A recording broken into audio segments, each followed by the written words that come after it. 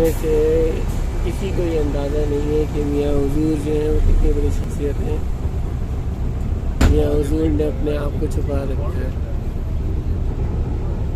ورنہ لوگ جو ہیں وہ اپنے آپ کو ظاہر کرتے ہیں، لیکن میاں حضور نے اپنے آپ کو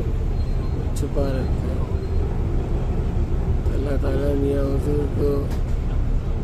صحت تندرستی عطا فرمائے اور ہمیں میاں حضور سے جوڑ کر رکھے۔ اور یہ بات میں بار بار کہتا ہوں، ہو سکتا ہے کچھ لوگوں کو ناگوار گزرتی ہو، لیکن اسی لیے کہتا ہوں کہ مرکزیت کو قائم کیجیے اور میاں حضور سے جڑ کر رہیے، ان کی شہزادگان سے جڑ کر رہیے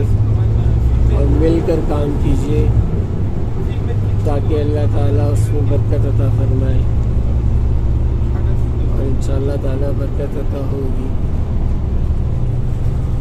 اسی میں کامیابی اور کامرانی ہے۔